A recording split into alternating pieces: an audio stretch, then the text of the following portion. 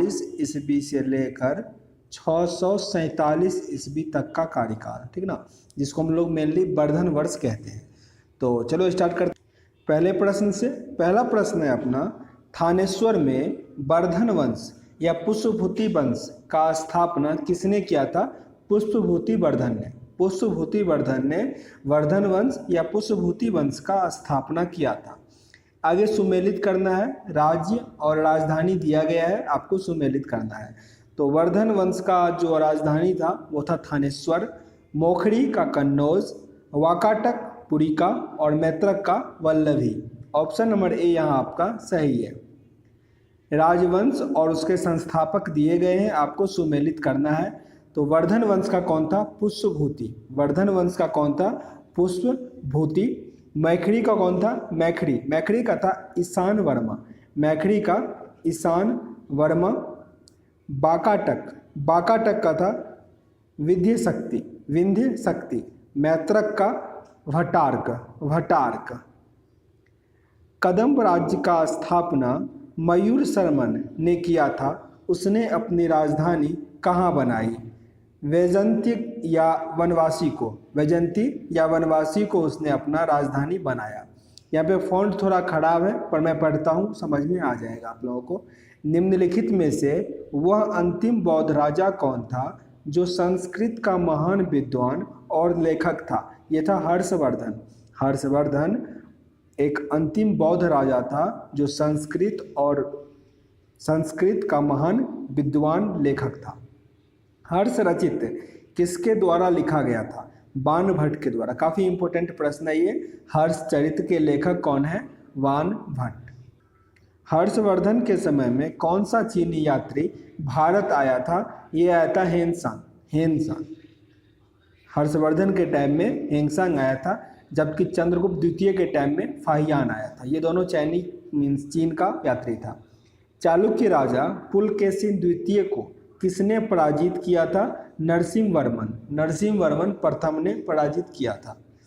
किस व्यक्ति को द्वितीय अशोक कहा जाता है? किस व्यक्ति को द्वितीय अशोक कहा जाता है? हर्षवर्धन को। हर्षवर्धन को द्वितीय अशोक कहा जाता है। बाणभट्ट किस सम्राट का राजदरबारी कवि था? बाणभट्ट किस सम्राट का राजदरबारी कवि था? हर्षवर्धन का, तभी तो उसने हर्षचरित लिखा। हर्ष एवं पुलकेशिन द्वितीय के मध्य हुए संघर्ष की जानकारी कहाँ से मिलती है? ऐहोल अभिलेख से। ऐहोल अभिलेख से हर्ष और पुलकेशिन द्वितीय के मध्य जो संघर्ष हुआ उसका जानकारी मिलता है। प्रतापशील हून हरिण केसरी महाराज धीराज नामक उपाधि निम्नलिखित में से किसने धारण किया था? प्रभाकर वर्धन।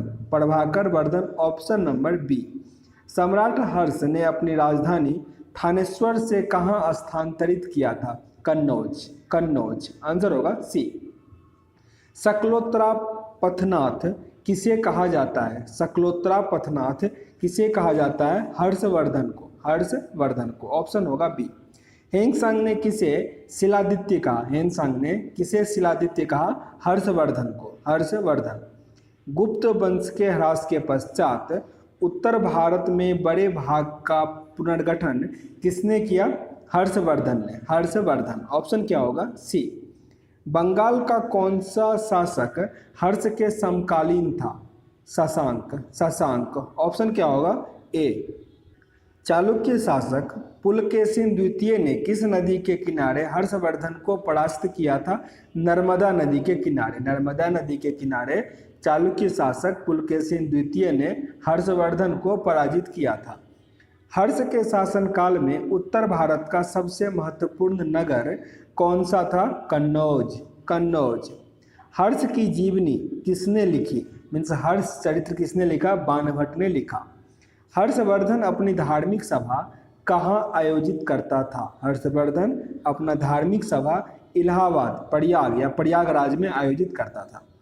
वर्धन वंश की राजधानी थानेश्वर किस प्रदेश में स्थित है? हरियाणा। हरियाणा।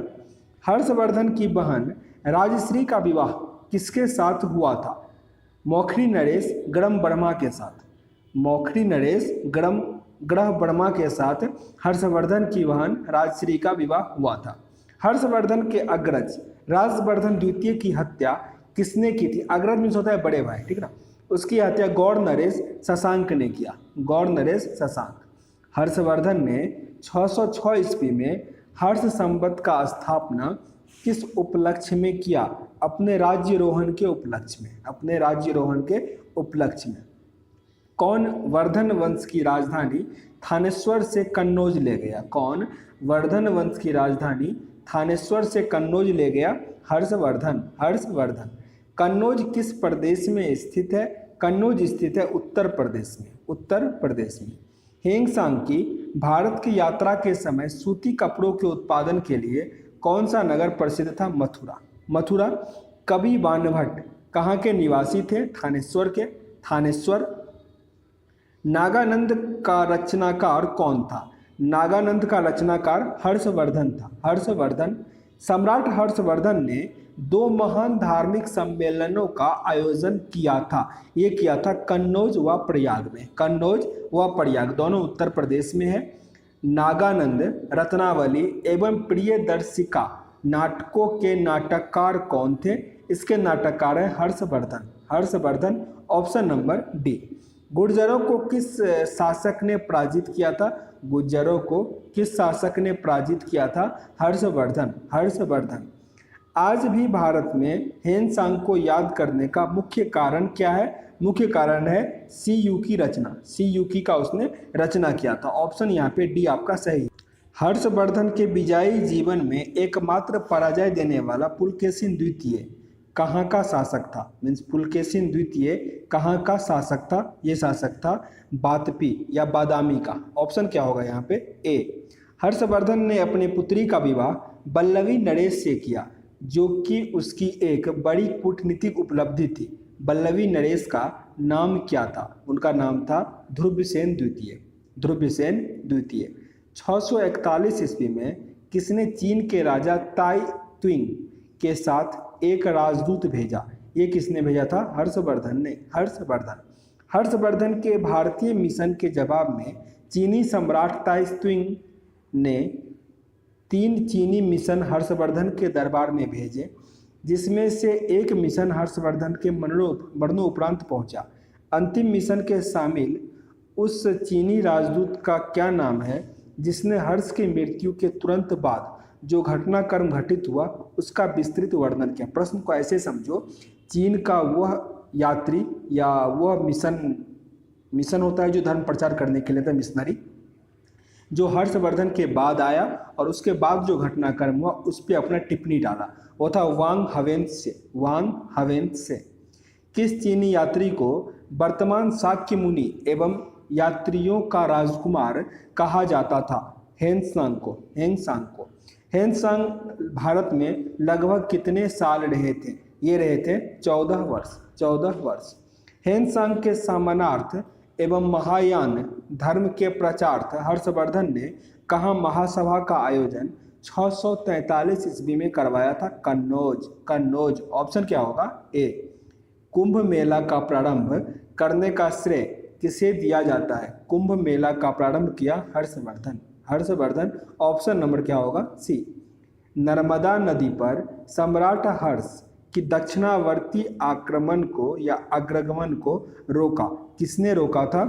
पुलकेशिन द्वितीय ने, पुलकेशिन द्वितीय। निम्नलिखित में से किसने नालंदा विश्वविद्यालय को 100 ग्रामों के आय दान स्वरूप दिया था? मतलब 100 गांव का जितना इनकम होगा वो नालंदा विश्वविद्यालय को दिया था हर्षवर्धन ने, हर्षवर्धन ने दिया था। यहाँ पे रचना और रचनाकार दिया गया है, आपको सुमेलित करना है। तो हर्षचरित्र या कादम्बरी लिखा गया था बाणभट्ट के द्वारा, बाणभट्ट के द्वारा। नीति शतक, श्रृंगार शतक और भक्ति शतक ये लिखा गया था भर्तृहरि के द्वारा, भर्तृहरि के द्वारा। सूर्य शतक, सूर्य शतक लिखा गया था मयूर के द्वारा, मयूर के द्वारा। और प्रियदर्शिका, रत्नावली, नागनंद ये लिखा गया था हर्षवर्धन के द्वारा। इसको फिर से रिपीट कर लो, इंपॉर्टेंट है। हर्षचरित्र और कादम्बरी लिखा बाणभट्ट, बाणभट्ट। नीति शतक, श्रृंगार शतक और भक्ति शतक ये भर्तृहरि। सूर्य शतक लिखा मयूर और प्रियदर्शिका, रत्नावली और नागानंद ये हर्षवर्धन के द्वारा लिखा गया। निम्नलिखित में से कौन हर्षवर्धन के दरबार से संबंधित नहीं है? तो यहाँ पे कालिदास नहीं है, जबकि बाणभट्ट, भृतहरि और मयूर संबंधित है? कालिदास गुप्त काल से संबंधित है। आगे कथन और कारण दिया गया है, इसमें से कौन सा सही है कौन सा गलत है या क्या करता है वो आपको देखना है। यहाँ पे हर्षवर्धन ने किसी नवीन शासन प्रणाली को जन्म नहीं दिया, बिल्कुल सही है, वो पुराने ही प्रणाली पर चलता रहा। हर्षवर्धन ने गुप्त शासन प्रणाली से कुछ संसाधनों का साथ अपनाया, मीन्स गुप्त काल से उन्होंने कुछ लिया, तो दोनों सही भी है और मीन्स रेक्टिफाई भी करता है कि बिल्कुल सही है ये। तो ए और आर दोनों सही है और आर क्या करता है, सही व्याख्या करता है, मीन्स नया शासन प्रणाली का जन्म नहीं किया तो वो कहाँ से लिया, तो गुप्त शासन काल से लिया, मीन्स वो उसको व्याख्या भी कर रहा है। तो यहाँ पे आपका आंसर ए बन जाता है। आगे प्रश्न है, कौन इसमें से सही सुमेलित है? यहाँ पे आपका क्या होगा, कौन कौन सा सही सुमेलित है आपको मिलाना है। तो अवंती ये कहा जाता था हर्षवर्धन के प्रधानमंत्री को, सिंहनाद महासेनापति को और कुंतल सेनापति या अश्वसेना को। तो यहाँ पे सारे सही है, आंसर क्या बन जाएगा, डी, उपरोक्त सभी सही है। किसका कथन है कि भारत के लोग गर्म मिजाज के हैं, उन्हें जल्दी गुस्सा आता है परंतु ईमानदार होते हैं, भारतीय स्वच्छता प्रेमी है, ये हेनसांग ने कहा था, चीनी यात्री हेनसांग ने कहा था। अग्रहार का अर्थ क्या होता है? अग्रहार का अर्थ होता है ब्राह्मणों को दिया जाने वाला कर मुक्त भूमि, ब्राह्मणों को दिया जाने वाला कर मुक्त भूमि अनुदान को अग्रहार कहा जाता है। घंटी यंत्र या तुला यंत्र का प्रयोग कहाँ होता था? खेत की सिंचाई के लिए, खेत की सिंचाई के लिए। दक्षिण भारत के संदर्भ में एड़ी पत्ती का अर्थ क्या था? जलाशय की भूमि, जलाशय की भूमि। हर्ष के काल में भू राजस्व की सीमा कितनी थी? हर्ष काल में भू राजस्व की सीमा कितनी थी? 1/6 से लेकर 1/10 तक। यही सेम क्या था, 1/6 किसका था? गुप्त काल में भी था, भी पढ़े थे पिछले वाले वीडियो में। मैखरी शासकों की राजधानी डैश थी? मैखरी शासकों की राजधानी कन्नौज थी, कन्नौज। Option number B. सीयूकी नामक यात्रा विवरण निम्नलिखित में से किससे जुड़ा हुआ है? वेनसांग से। ऑप्शन नंबर यहाँ पे डी होगा। तो टोटल 55 प्रश्न थे, मैंने वो कंप्लीट किया। उम्मीद करते हैं यहाँ से कुछ सीखने का मौका मिला होगा। सेशन अगर अच्छा लगा हो जरूर लाइक और शेयर कीजिए, चैनल पे नए हैं सब्सक्राइब भी कीजिए। पसंद ना आ रहा हो डिसलाइक भी कर सकते हैं, पर कारण जरूर बताइएगा ताकि वीडियो को इम्प्रूव कर सकें।